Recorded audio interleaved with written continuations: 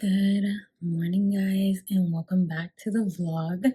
I am Dr. Michaela Word. I am the content creator over here at the KandidKayla.com platform, as well as the Candid Conversations podcast. And who is she? Okay, like hair done, nails done, everything did. This week's vlog is dedicated to building the life of my dreams. And so I wanted to come on here today and just say, hey, how y'all doing? And bring y'all along this journey of me getting to a place where I'm living the life of my dreams. So, in the last vlog, I spoke to you guys all about trying to find my happy. And we came to the conclusion that there comes a point in time where you just have to learn how to be content, even in the uncomfortable seasons. And while I recorded that video quite literally like 2.5 weeks ago, I'm still recovering from that very strenuous time in my life. And while it wasn't the most comfortable vlog in the world to edit or even record, it was my real life experience, and I feel like somebody can get something from it. Don't want pity, nothing like that. Literally just sharing my story. But I'm here today to talk about building the life of my dreams in the midst of that. And I think that so many of us reach low places and we don't know really where to go afterward. We don't know how to get from what we feel the life it is that we should be living to the reality that we're experiencing, no matter how far in the dumps we are. And I wanted to take this vlog to kind of focus on that. What is the version of my life that I'm asking God for, and how can I start living my dream life now, even when He hasn't necessarily given me all of the things that I'm asking for? And there are things within our locus of control that we can pursue. And for you, it might be something that's completely different than for me. But I've come to just realize that I can live the life now. And even if I'm a little bit delulu in the process, there are luxuries in life that I can afford now. There are things in life that I can do now that I couldn't do 5 years ago while I was pursuing a PhD, or even 3 years ago when I was like finishing my PhD. So, how can I start living that now and growing in that now and those kinds of things? This is really close. Please hold. Okay, that's a little bit better. So the first thing that I want to talk about to kick off the vlog is, well, if I am learning how to be content and I still have hopes and dreams to pray for the things that I want, how do I bridge the gap in where I am? And how do I get my emotions in line with where God is taking me? And the first way, in my opinion, is to start romanticizing your life. And what I mean by romanticizing my life, there's two different categories. There's one, which is finding joy in the mundane things of my everyday life that I have to do. And two, um, actually living in my life. Like there's so many parts of my life that I don't actually live, that I just kind of do because I'm supposed to do them. And so that's what I wanted to share with you guys. The first thing is, in terms of actually like romanticizing my life and finding joy in the things that I have to do, is my self-care and my maintenance. So quite literally, when I came on last time, nails were busted, hair was going through some things. We're not even going to talk about the hair right now. One day I will like explain what's going on with the hair, but I went and got my hair did. And if anybody knows me, you know I am not paying somebody to do something that I can do. I'm just that kind of person. I would have never paid for this. Not only could I have done this myself, I could have done this myself in probably the equal amount of time. And yeah, I could have like done little things exactly the way I wanted and all those things. But you know what? The luxury girl in me was like, this braider is having a sale. I'm gonna go. And I felt like it was a divine intervention. God met me in that place. I was able to kind of minister to my braider a little bit and like really walk out 13 hours later, mind you, but still walk out with these beautiful braids and not have to have done them myself, which is crazy because again, there was a part of me that's like, I would have never spent that money. But when I tell you the money, it was a luxury experience. This isn't necessarily to plug her business, but I will plug her business. I'll put her info in the description box. Like braids on fleek. I mean, I don't even know if the kids use those phrases anymore, but like these braids are fire. I'm not even gonna hold you. Like again, there's like little things that I would change, but that's just because I'm an artist and I'm sensitive about my stuff. You know what I mean? In terms of my hair, but she did a phenomenal job. It came with a wash and a blow dry, might I add, as well as a protein treatment, as well as a steam treatment, as well as her just being so gentle with my hair. She trimmed my hair before she braided it up. And when I tell you that trim was giving, okay, my hair was like giving what it needed to have gave. It was healthy, it was moisturized. She did a fantastic job. So I would have never done that in a past version of myself. I would have been in this room braiding my hair for 15, 16 hours. My hands would have been hurting. I would have been tired for the next day of work, those types of things. But you know what? I paid the money and I do not regret it. So yeah, step one, using the money that and the resources that God gave you and stop thinking broke because you have the money and God is asking you to do some things. And even if you don't necessarily have money to go get your hair braided, like you can go get maybe a hair that's a little bit better than the hair that you would have bought to braid your hair and braid your hair that way. Or you could go to your home girl versus going to an actual braider. Or you can just be on the lookout for the deals like me because I wanted to book with this braider anyway, but I kept pushing it off because her prices were not matching my discretionary funds. So, using the resources that God gave you to do the things that God has called you to do, and in the midst of the process, like I said, I was able to minister to her.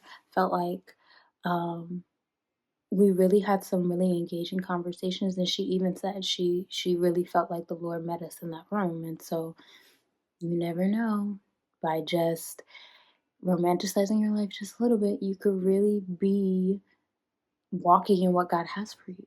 The second thing is, as always, my girl did my nails, which is already a luxury service, but I go like once every 6 weeks to get my nails done. They look pretty plain and basic, but that's what I wanted because I don't want to ruin the surprise just yet for the end of the vlog. But hint, hint, nudge, nudge. Hair done, nails did, everything did. Sis is about to be doing something, so yeah. But my girl Sharice, as always, hooking up the nails, making them beautiful, and I wanted them cut all the way down because I be doing things that require your nails not to be long, and yeah. So with that, there are a ton of other ways for you to romanticize your life, and let's get into a couple of them. So, another way that I'm learning how to romanticize my life is to add rewards to the things that I don't like. So you can see the beautiful sunset. I love sunsets. I love like going just for like a breeze, like a cruising walk. And so I have to exercise. I haven't really been motivated to do so.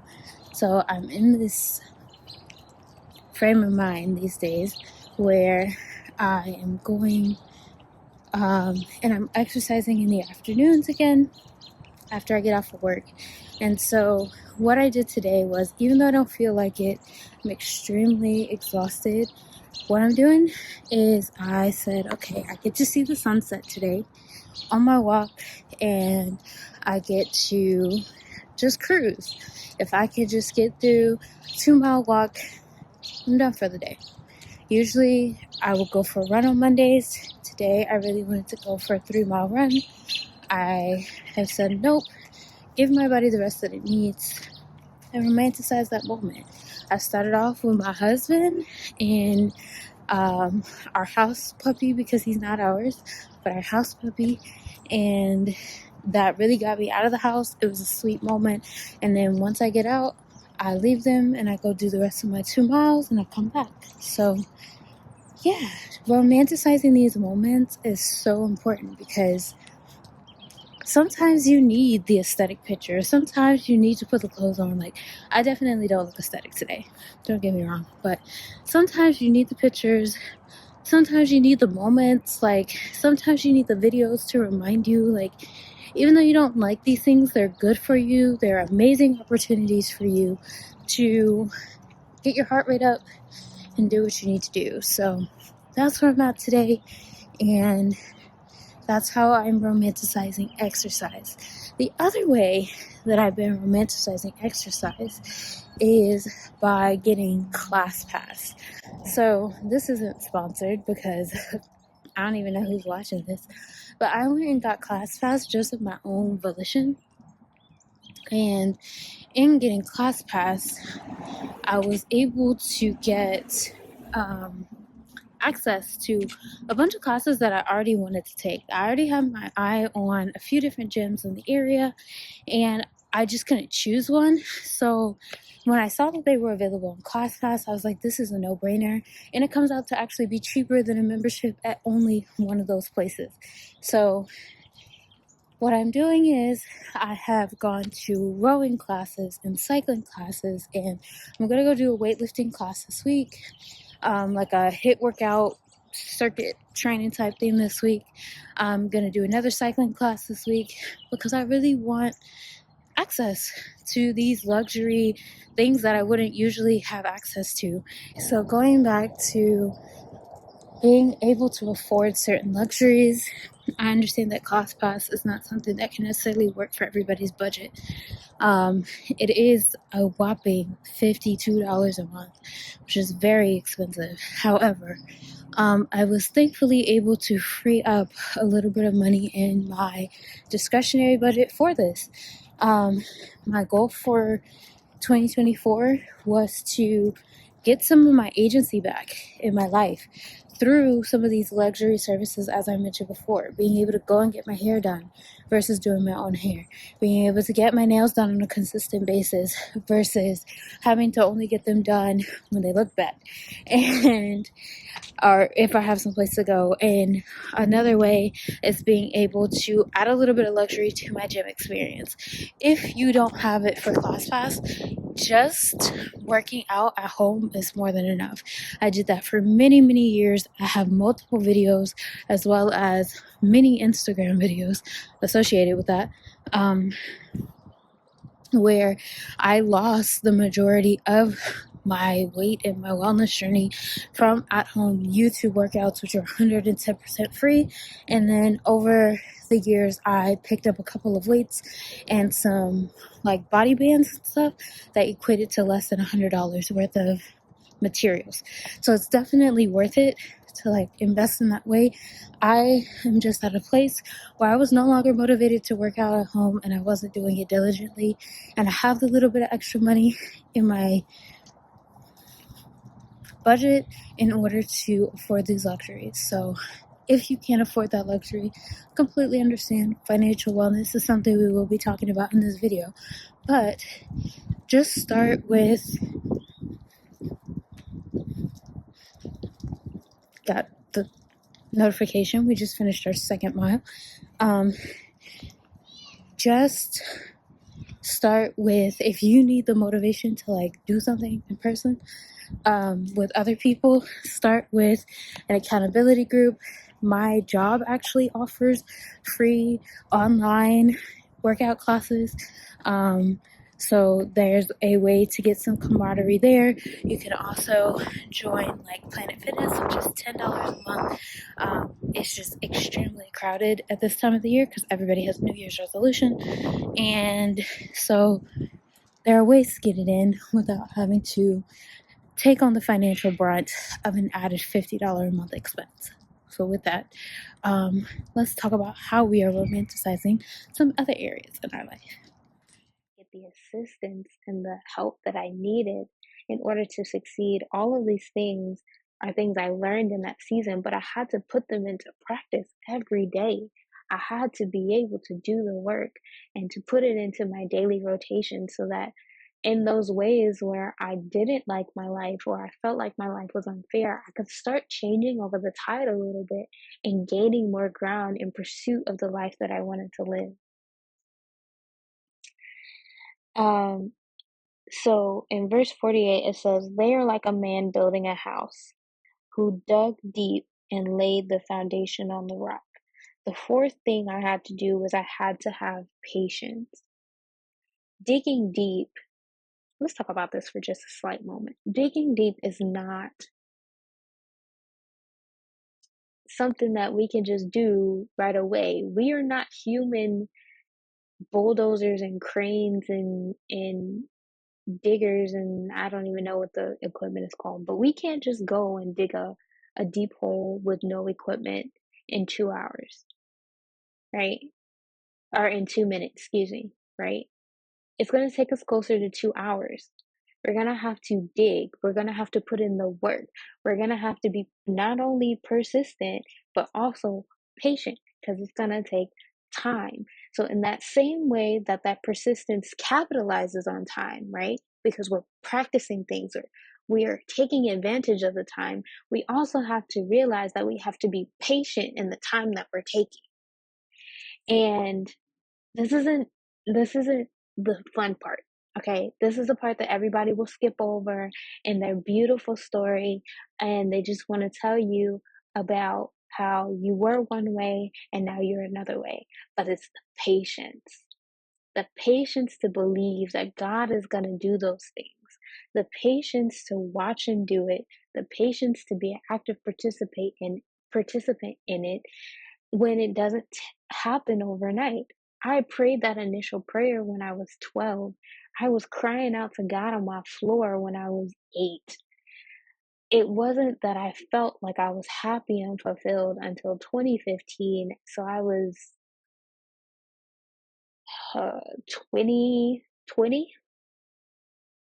So just 12 years 12 years of praying, 12 years of fasting, 12 years of God, I need you, 12 years of crying, 12 years of I don't feel like it, 12 years of I feel broken, 12 years of I don't have a space in this world, 12 years of I don't know what I'm doing, I don't know who I am, I don't know where I need to be. What is this life that you said that I could have, and why do I not feel it? Why am I not embracing it? What is wrong with me that I don't have this life that I feel I deserve? Right? It was in that patience that I had to learn resolve, to stand firm on what God has said, even though I don't see it. And like I said, I went through this cycle, so I'm not going to say that it was something that I was good at.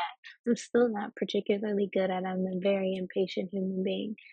But I have come to appreciate the power of patience because you have the opportunity in that space where you have to be patient to learn what you need to learn for the season when it arrives. And so it says here, they are like a man building a house who dug deep and laid the foundation on rock. And I think it's the patience of us digging that allows us to build the firm foundation, right? It allows us to not only get to that space of foundation, because I think sometimes we have so much other fluff in our life that we got to chisel through the fluff to get to the good foundation. Like, I think we have so many things that kind of make us dirty or stain us or inhibit us from being able to see God for who He is, like abuse and the way that we see ourselves in the world and let's say your dad left or your mom didn't like you or whatever it is for you, like all those things inhibit us from being able to see God as the beautiful foundation by which we could place anything and it will hold, it will last forever, because we've had people disappoint us when it comes to time. Time didn't heal our wounds, it just compacted the dirt on top of our foundation. And we got to get to a space where we're digging up that ground, digging up the dirt off our foundation so that we can get to a rock solid foundation, a foundation that is built on purpose and love so that we feel fulfilled, so we enjoy the fulfillment that comes with that. But it's this patience piece that is so key. The next thing I had to learn was gratitude. It says at the end of verse 48, when the flood came, the torrent struck the rock that when the flood came, the torrent struck that house, but could not shake it because it was well built. Okay, so the flood and the torrent in this case is the things that come with life. It's being triggered by that same dirt I was just talking about, having triggers that remind us of the dirt that was on top of us, that was on top of our foundation. It is the things that come out of nowhere and they try to knock us off our balance. It's the things that sweep us off our feet sometimes and cause us to kind of forget what our foundation is and that our foundation is strong. But gratitude is what allows our house not to be shaken. It's when we remember, right? So like I said, the first time I ever journaled, and I really believe the first time I had ever felt that I was truly happy, was in April of 2015. And I wrote it, and I wrote this beautiful journal entry about it. And I was like, for the first time in my entire life, I think I feel happy. Not joy, not, you know, contentment, but truly happy. Like I could look around, and even though I wasn't in the space where I knew I was going, I felt like God I was living out my dreams in that moment, even though the dream wasn't complete. And it's in those spaces where you can take inventory. I say take inventory even in the bad spaces, especially in the bad spaces, but it's a lot easier in these good spaces.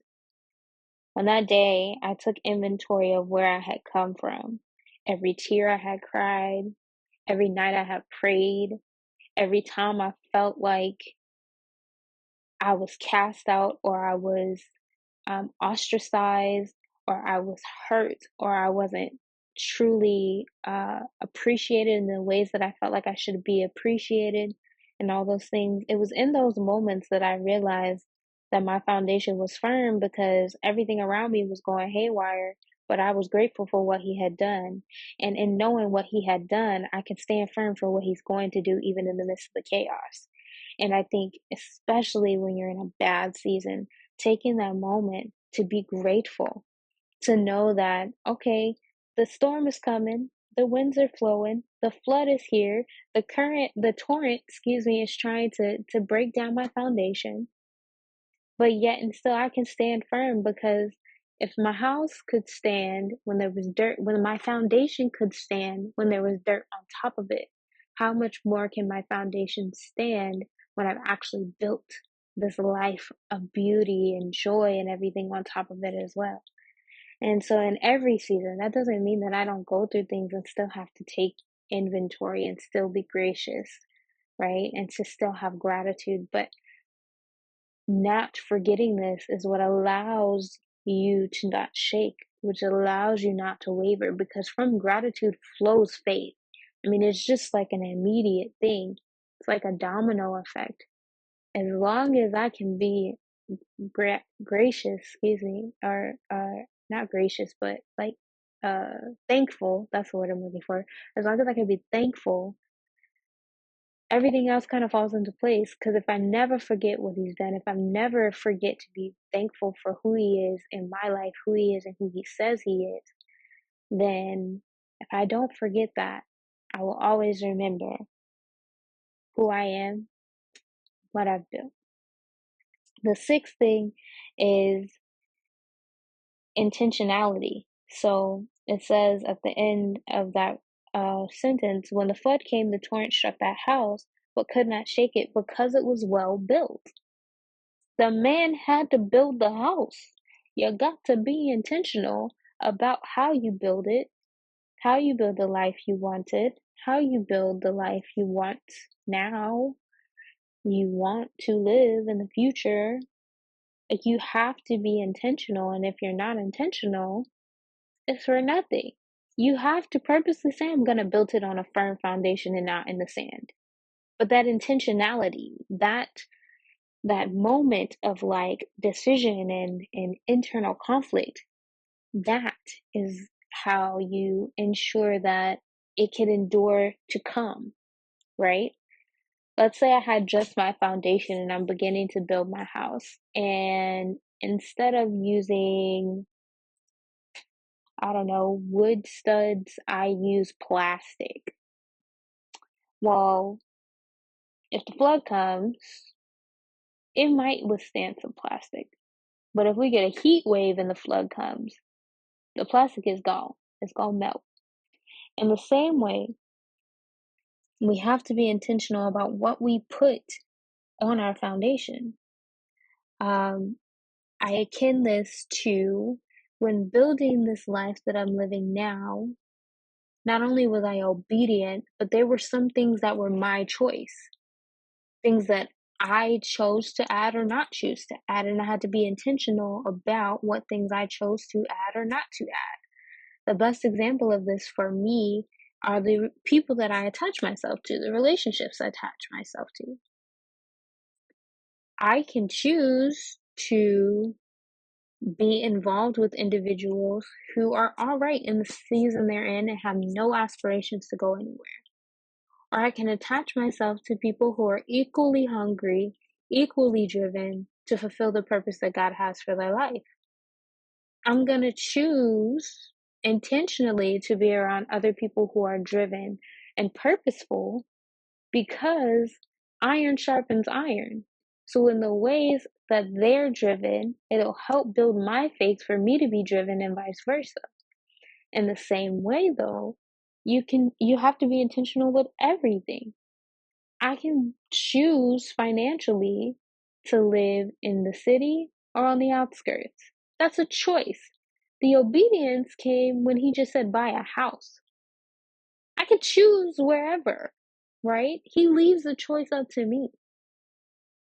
I can choose to live in the city, and for whatever reasons that could be a pro or a con for you, or I could choose to live in the outskirts, and for whatever reason that be a pro or a con to me or for you. And in the same way, being intentional about those decisions, understanding that my foundation isn't going to move, but is the other things I'm adding to it going to stand, that's important. So I think that's the next key. I don't think that is the next key. It's to be intentional. The last key, sum it all up, put a bow on top, make it pretty.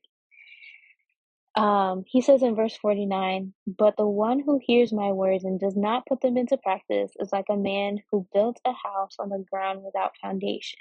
The moment the torrent struck that house, it collapsed and its destruction was complete. The last thing is consistency. So he says in verse 48, when the flood came, the torrent struck that house, but could not shake it. And let's say that the torrent hit once, it's not going to shake. But it says in verse 49, the moment the torrent struck that house, it collapsed and its destruction was complete. If you're not consistent in making sure that every time the torrent comes, you can hold up, the things you've built can hold up, then the life you want to live probably isn't going to happen, because as soon as something inconvenient happens, just as soon as you get a little bit of opposition from the enemy, just as soon as something out of the ordinary that you didn't account for, you didn't plan for, comes into play, you're not going to know what to do. The life you built is going to fall. and it's gonna crumble, and that ain't it. So the life that you want, the life you've worked so hard so far for, will just crumble to completely. And so you must be consistent in applying each one of these principles, consistent in making sure that you're maintaining these principles in all that you do. Like I said, I'm living the life that I always imagined, but that doesn't mean that it still takes work to maintain. I can't just achieve this life and then get tired and don't want to improve it and don't want to upkeep it. It's like buying $1 million home and then letting moss grow on the side and weeds in the yard and mold inside because you just kept it cooped up and never did anything to it. So